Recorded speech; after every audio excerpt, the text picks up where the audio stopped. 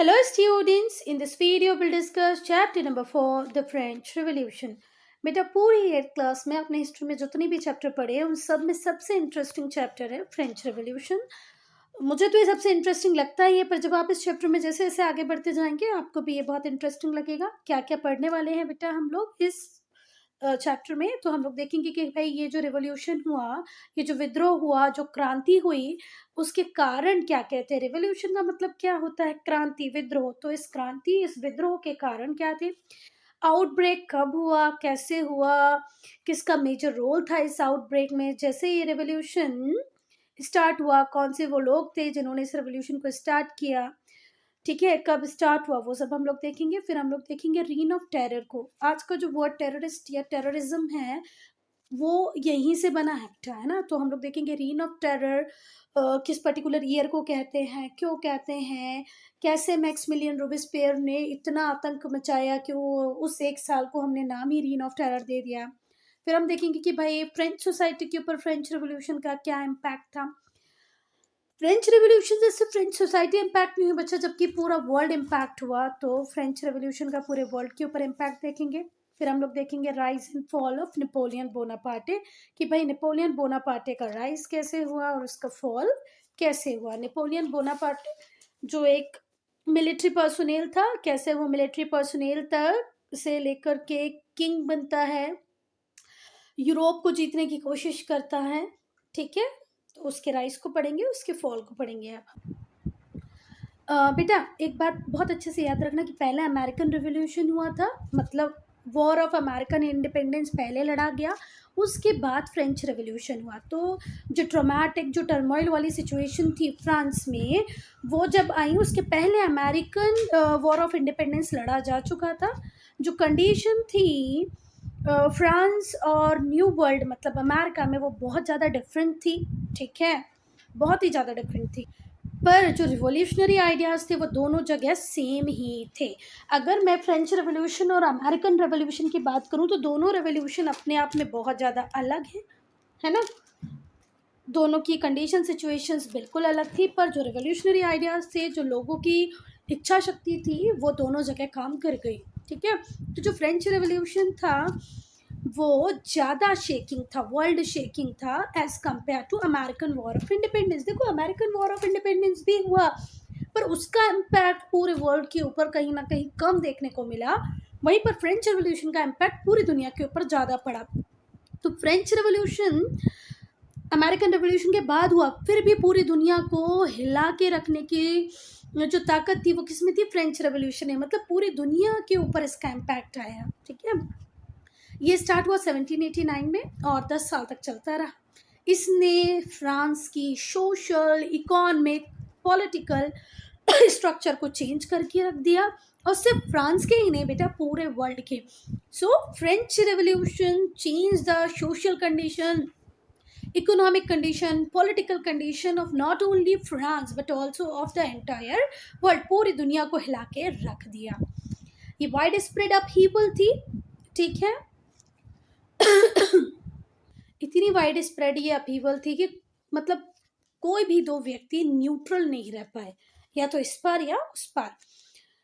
The need to obtain freedom from misery. अब यहाँ पर फ्रीडम इन लोगों को चाहिए थी, तो देखो इनके ऊपर कोई कॉलोनियल रूलर रूल नहीं कर रहा था, जैसे इंडिया की सिचुएशन थी भाई कि हमारे ऊपर ब्रिटिश रूल कर रहे थे, हमें ब्रिटिश से आज़ादी लेनी थी, है ना।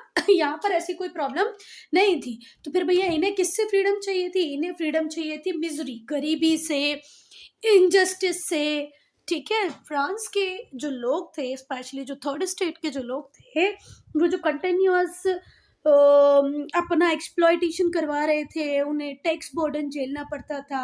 काम करने वाले वही होते थे, डायरेक्ट टैक्स भी वही पे करें, इनडायरेक्ट टैक्स भी वही पे करें।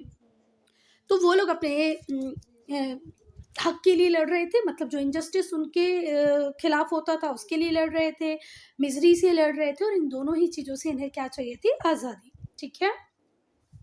जो फ्रेंच रेवोल्यूशन है उसने एंशियंट रिजीम, एंशियंट रिजीम को हम क्या भी बोलते हैं? Old regime. 1789 के पहले जो रिजीम थी उस रिजीम को कहा जाता है ओल्ड रिजीम या एंशंट रिजीम। तो फ्रेंच रेवोल्यूशन ने इस ओल्ड रिजीम को ओवरथ्रो किया, जो ओल्डर ऑटोक्रेटिक मोनार्कल फॉर्म था गवर्नमेंट का, उसे ट्रांसफॉर्म कर दिया उसे बदल दिया, और मॉडर्न डेमोक्रेटिक नेशन बना हमारा फ्रांस। तो ये पैराग्राफ समझ में आया बेटा? पहले जो फ्रांस था 1789 के पहले, वहाँ पर ऑटोक्रेटिक मोनार्की थी। उस ऑटोक्रेटिक मोनार्की को हटाकर न्यू डेमोक्रेटिक नेशन बना फ्रांस। ठीक हुई बात? किसके बाद? फ्रेंच रेवोल्यूशन के बाद। 10 साल चला था ये फ्रेंच रेवोल्यूशन। कॉजेस क्या थे इस रेवोल्यूशन के, देखेंगे अब हम रिवोल्यूशन के। अगर आपको फ्रेंच रेवोल्यूशन क्यों हुआ समझना है, तो आपको पहले फ्रांस की सोसाइटी, फ्रेंच सोसाइटी को समझना पड़ेगा। ठीक है बेटा? एक दो रीजन नहीं, बहुत सारे रीजंस थे। अब हम देखेंगे ऑटोक्रेटिक। ऑटोक्रेटिक का हिंदी मीनिंग होता है निरंकुश। निरंकुश मतलब जिसके ऊपर कोई कंट्रोल ही ना हो। एक्स्ट्रावेगेंट रूलर मतलब दुनिया भर का खर्चीला राजा, दुनिया भर के खर्च करने वाला व्यक्ति। देखो, अगर आपकी सोसाइटी एक प्रॉब्लमेटिक सिचुएशन में है, तो राजा का कर्तव्य होता है, उसका ये ड्यूटी है कि वो अपने एक्सपेंसेस को कट ऑफ करे और अपनी प्रजा के लिए कुछ अच्छे काम करे, वेलफेयर स्कीम्स लेके आए। तो ऐसे तो नहीं थे फ्रेंच रूलर्स। तो फ्रेंच रूलर ऑटोक्रेटिक थे। ऑटोक्रेटिक मतलब होता है निरंकुश। निरंकुश मतलब जिसके ऊपर कोई कंट्रोल ना हो।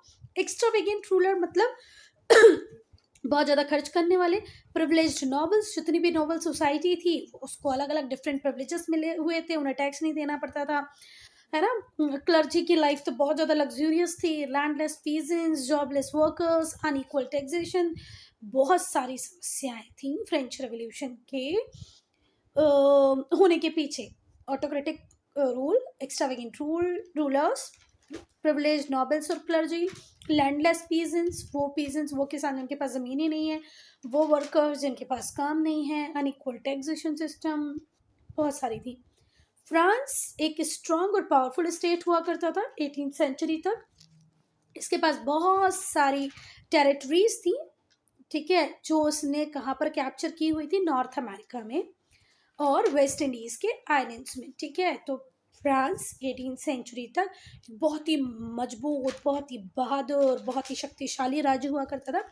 इसने सीज की हुई थी बहुत सारी नॉर्थ अमेरिकन टेरिटरीज, बहुत बड़ा एरिया नॉर्थ अमेरिका में इसने कैप्चर किया हुआ था। बहुत आइलैंड्स इन्होंने वेस्ट इंडीज में कैप्चर किए हुए थे। देखो, यहाँ पर है नॉर्थ अमेरिका और यहाँ पर है साउथ अमेरिका। ये जो बीच में ये जो एरिया है, जैसे हम कैरेबियन आइलैंड भी कहते हैं, इसे बोलते हैं वेस्ट इंडीज।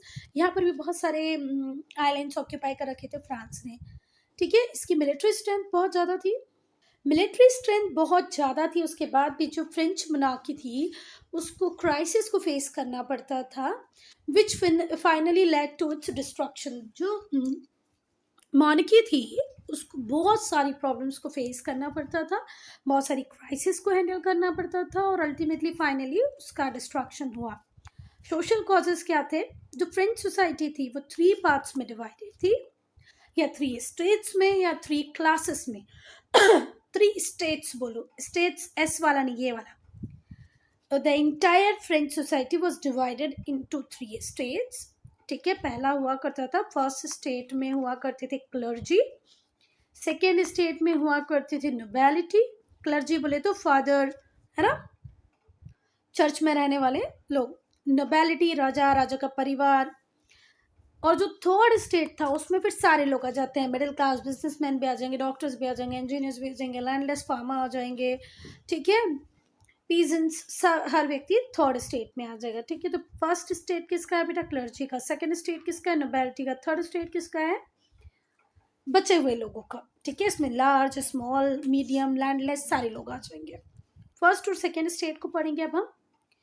2 प्रिविलेज क्लासेस हुआ करती थी। पहली हुआ करती थी क्लर्जी की, जो फर्स्ट स्टेट के पार्ट थे। दूसरी हुआ करती थी नोबेलिटी की, जो सेकेंड स्टेट के पार्ट थे। इन 2 क्लासेस के जो लोग थे उन्हें किसी भी प्रकार का टैक्स नहीं देना पड़ता था। एग्जम्प्टेड का मतलब होता है छूट। इन्हें टैक्स पे करने की कोई ज़रूरत नहीं थी, क्योंकि इन्हें टैक्स में एग्जम्पशन दिया हुआ था, छूट दी हुई थी कि भैया क्लर्जी कोई टैक्स पे नहीं करेंगे, नोबेलिटी कोई टैक्स पे नहीं करेगी। They controlled most of the administrative positions, जितनी भी एडमिनिस्ट्रेटिव पोजीशंस होती थी उसमें क्लर्जी नोबेलिटी होती थी, जितनी भी हाई रैंकिंग पोस्ट होती थी आर्मी में उसमें भी ये लोग काबिज होते थे। ये दो क्लासेस मिलके 40% जो टोटल लैंड थी फ्रांस की उसको ऑक्यूपाई कर रखे थे। ठीक है, ये दो क्लासेस मिलके फ्रांस की जितनी भी ज़मीनें हुआ करती थी उसकी 40% के मालिक यही दो क्लासेस थी। कौन? Clergy and nobility. इनकी जो इनकम थी वो प्राइमरली कहाँ से आती थी? लार्ज लैंड होल्डिंग्स पे। ठीक है, कुछ पेंशन पे भी डिपेंड करते थे, किंग के गिफ्ट के ऊपर डिपेंड करते थे, है ना, क्योंकि इन्हें लगता था कि ट्रेड करना, किसी भी मैन्युफैक्चरिंग एक्टिविटी में इन्वॉल्व करना, कोई भी काम करना, ये तो हमारी जो डिग्निटी है उसके अगेंस्ट नहीं, नहीं हम ऐसे काम कोई नहीं करेंगे।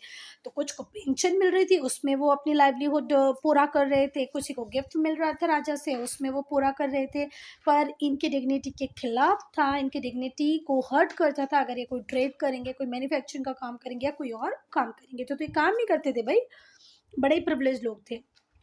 जो लाइफ थी नोबेलिटी की उसको एक्स्ट्रावेगेंस और लग्जरी कह सकते हैं।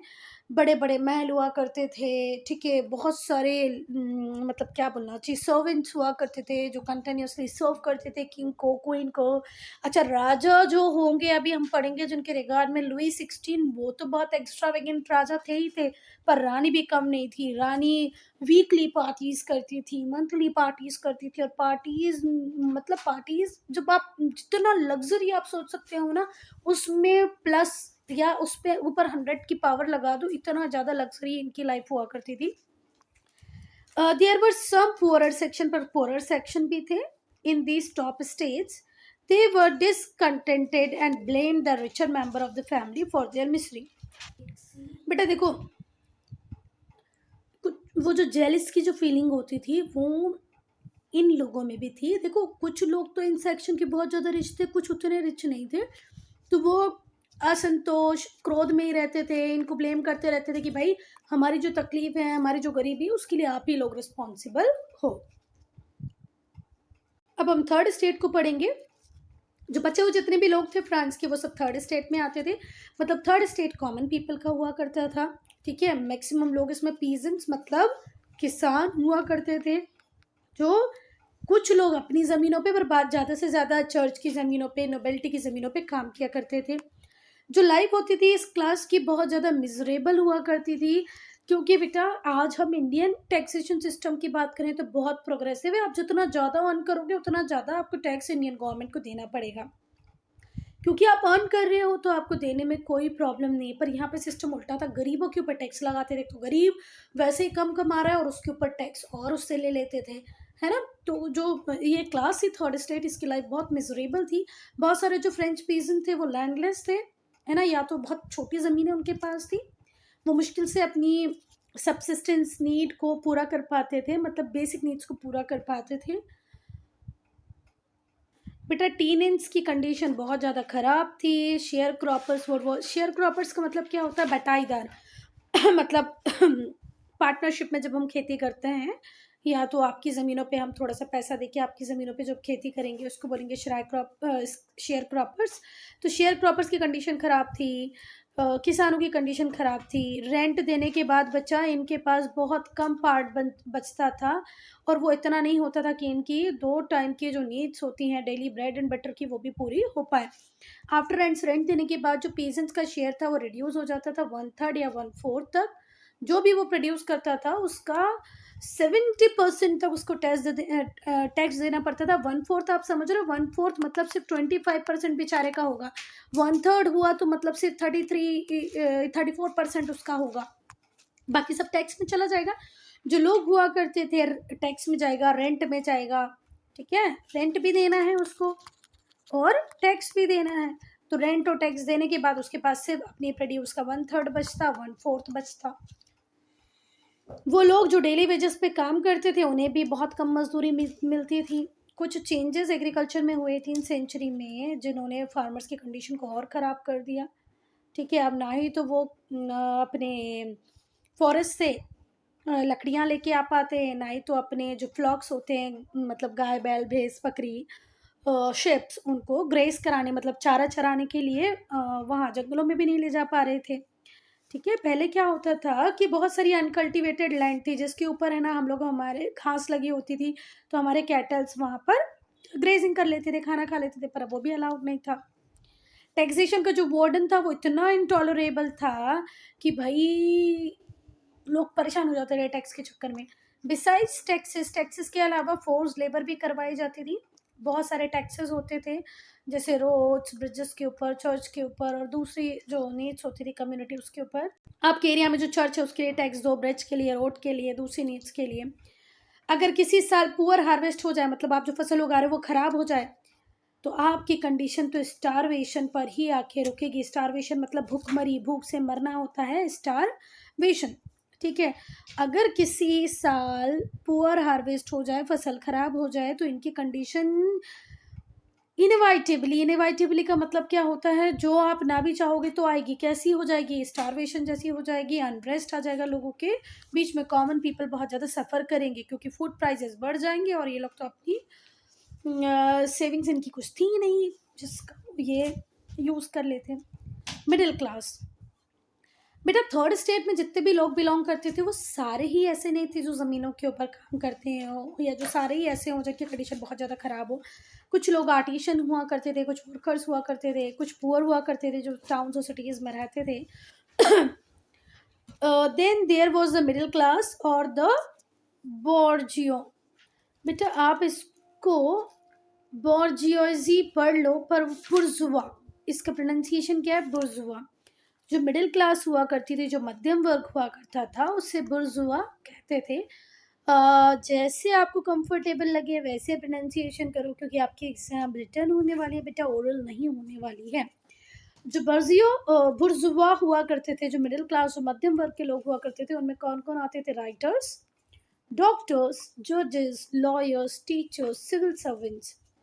जो रिच लोग हुआ करते थे उनमें आते थे मर्चेंट्स, बैंकर्स, मैन्युफैक्चरर्स। तो देखो, जो थर्ड स्टेट था उसमें भी कैटेगरी बनी हुई थी। एक तो लैंडलेस फार्मर है, ठीक है, एक वो फार्मर है जिसकी बहुत स्मॉल लैंड होल्डिंग है, जो बहुत ज़्यादा सफ़र कर रहा है। फिर आर्ट राइटर्स, डॉक्टर्स, जजेस, टीचर्स हुआ करते थे जो मिडिल क्लास में आया करते थे। रिच क्लास कौन सी थी थर्ड स्टेट की? जैसे मर्चेंट्स है, बैंकर्स है, मैन्युफैक्चरर है।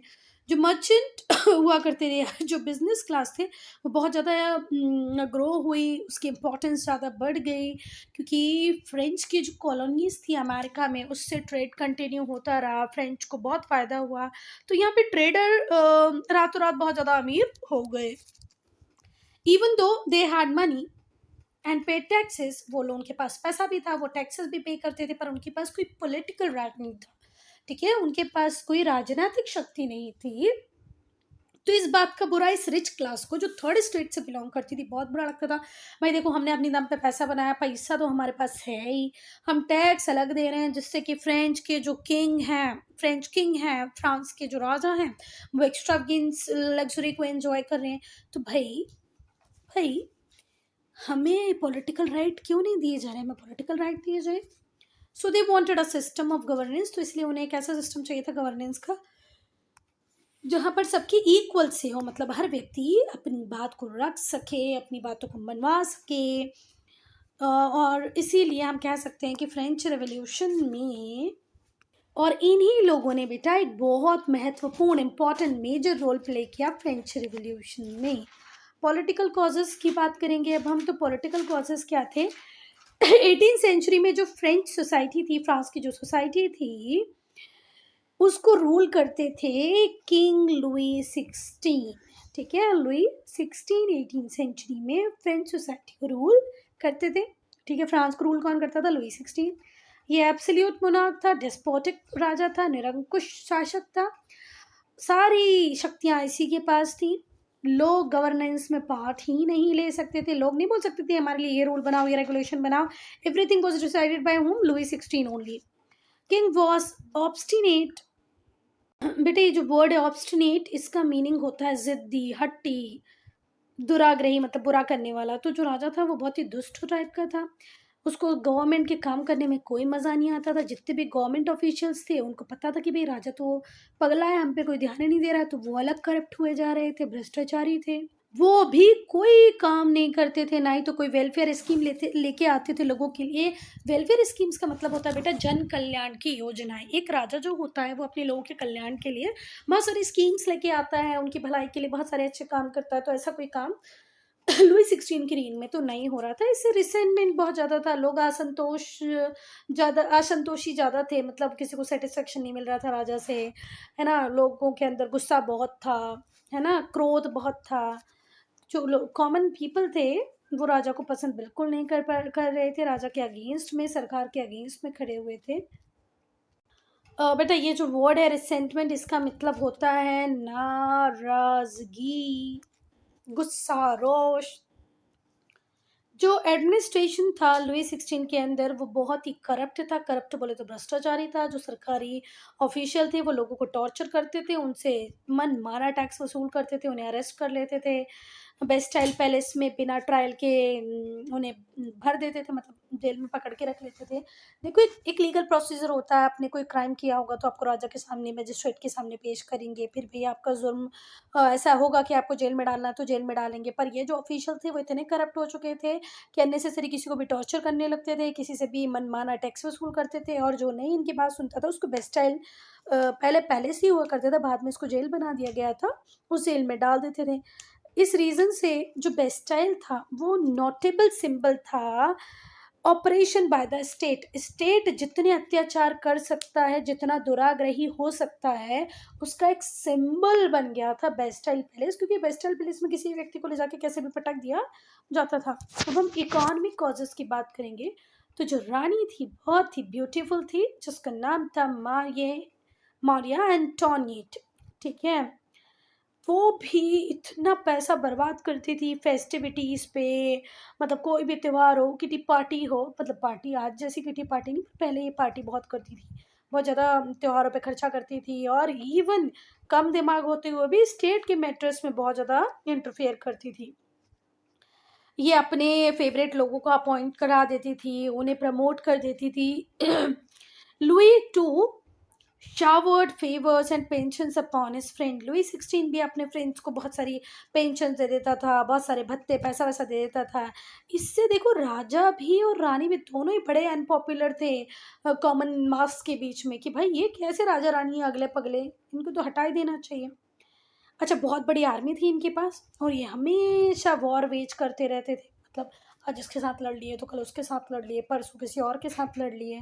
तो इस वजह से जो मैटर था और ज़्यादा वर्स होता जा रहा था, और ज़्यादा ख़राब होता जा रहा था। बेसिकली आपकी जो ट्रेजरी है वो एम्प्टी होती जा रही है, क्योंकि आप युद्ध लड़ते जा रहे हो। जो स्टेट था वो कॉन्स्टेंटली फाइनेंशियल ट्रबल फेस कर रहा था। आपकी जो ट्रेजरी, जो राजकोष होता है, उसमें पैसे की कमी आ गई थी, और फाइनली बैंक्रप्सी, मतलब राजा का कोष पूरा हो गया खत्म, और लाइबिलिटीज बढ़ गई ज़्यादा, मतलब राजा का दिवालिया निकल गया। जो लोग थे जो फर्स्ट और सेकंड स्टेट से बिलोंग करते थे, इतना रिच होने के बाद भी उनके ऊपर कोई टैक्स नहीं लगाया जाता था। भाई जिसके पास पैसा है उससे टैक्स लो, खुशी खुशी देगा। अब थर्ड स्टेट के लोग वैसे ही गरीब, उनके ऊपर तुम टैक्स लगा रहे हो, क्या ही दे देंगे वो तुमको।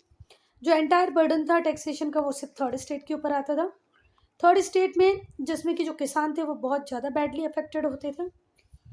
इवन डेली यूज़ के जो आइटम होते थे, ज़मीनें जो होती थी, उनके ऊपर भी टैक्स लगाया जाता था, और उन्हें फोर्स किया जाता था कि वो काम करें बिना पेमेंट के। बेगारी, क्या बोलते हैं ऐसे बेटा, बेगारी हिंदी वर्ड है ना। बेगारी मतलब काम भी करो और पैसा भी ना मिले, वर्क विदाउट पे। इसलिए भी किसानों को मजबूर किया जाता था। जो ऑपरेस्ड वर्कर्स थे उन्होंने सीक्रेट सोसाइटी बनाना चालू कर दी, स्ट्राइक्स, रिबेलियन की तैयारी करना चालू कर दी। अब देखो एक टाइम होता है ना जब तक हम सब सहन कर सकते, उसके बाद तो फिर खत्म। तो वैसी वाली स्थिति अब यहाँ पर आ गई थी। नाउ रिलीजियस कॉसेस, धार्मिक कारण क्या थे, बहुत इनजस्टिस प्रैक्टिस किया जाता था मोनार्किस्ट रिजीम में फ्रांस की, धर्म के नाम पर, ठीक है। धर्म के नाम पर अंड बंड कुछ भी हुआ जा रहा था। जो चर्च थे उनका भी एक इम्पॉर्टेंट रोल था इस फ्रेंच रेवोल्यूशन में। जो कॉमन लोग थे ना वो बहुत परेशान थे चर्च से, मतलब प्रीस्ट को, क्लर्जी को वो लोग पसंद नहीं करते थे, ठीक है।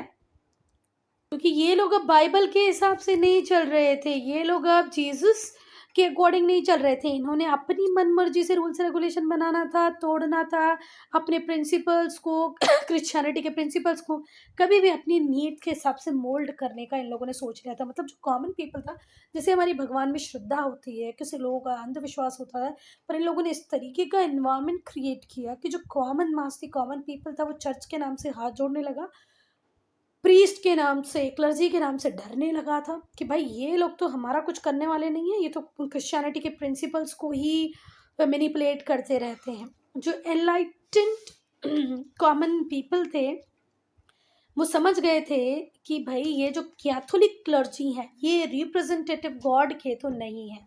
देखो, हम प्रीस्ट को कैसे, क्या क्लर्जी को क्या मानते कि भाई ये भगवान के देवदूत हैं, हमारी रक्षा के लिए हैं अर्थ के ऊपर।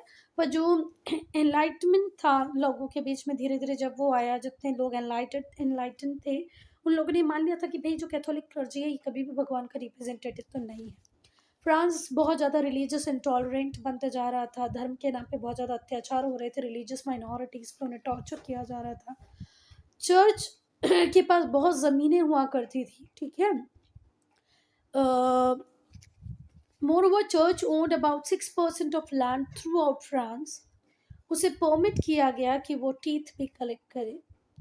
1/10 ऑफ एग्रीकल्चर प्रोडक्शन, मतलब जितने भी लोग फ्रांस में रहते हैं उन्हें अपनी प्रोड्यूस का 1/10 इन फॉर्म ऑफ टीथ किसको पे करना है? चर्च को। चर्च की अपनी ज़मीनें बहुत हैं, बहुत कमाई रहा है, पर इसके अलावा भी टीथ कलेक्ट करता था। टीथ का परसेंटेज कितना होता था?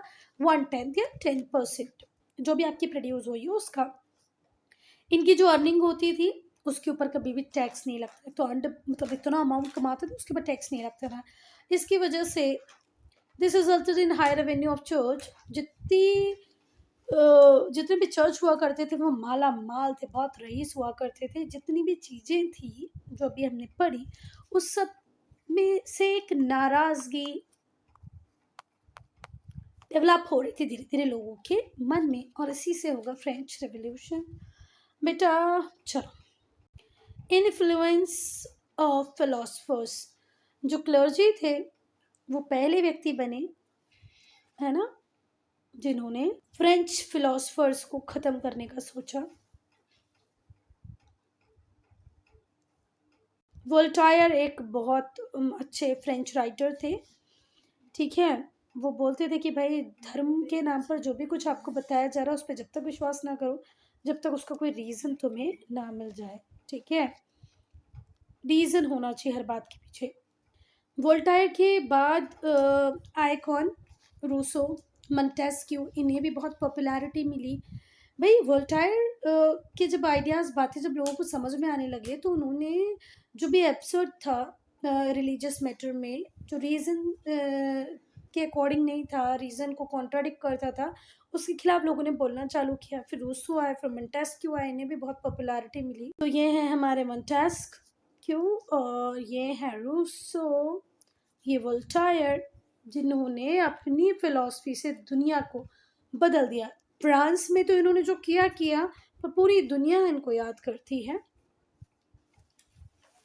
इन दोनों का ही विश्वास था कि जो आदमी है उसकी डेस्टिनी इसी दुनिया में है, स्वर्ग में तो नहीं है। इनकी जो राइटिंग थी वो चर्च अथॉरिटीज़ को अटैक करती थी, ठीक है। Church gave support to autocratic monarchy. अब इनका मानना ये था कि भाई चर्च जो है वो दुनिया में भगवान की रिप्रेजेंटेटिव है, जीसस की रिप्रेजेंटेटिव है, तो फिर ये हर उस गलत काम के लिए किंग को क्यों सपोर्ट करते हैं? जो सही ही नहीं है उन्हें सपोर्ट नहीं करना चाहिए। जितना भी बेटा इन्होंने लोगों को, किसने? वोल्टायर ने, मंटेस्क ने और हमारे रूसो ने हमेशा लोगों को सिखाया कि भाई जो राजा है अगर वो अपनी ड्यूटीज़ को पूरा नहीं कर पा रहा है, लोगों की भलाई नहीं कर पा रहा, तो उसे रिमूव कर देना चाहिए। और इनके आइडियाज़ को पढ़ के लोग बहुत ज़्यादा रेडिकलाइज हो गए और थर्ड स्टेट ने फाइट की अपने राइट्स के लिए, ठीक है बात। चलो, जो फ्रेंच रेवोल्यूशन था वो कब स्टार्ट हुआ? 1789 में, और 10 साल तक चला। First to feel the brunt of French philosopher वो क्लर्जी लोग ही थे, और जो राजा था वो एब्सोल्यूट मोनार्क हुआ करता था।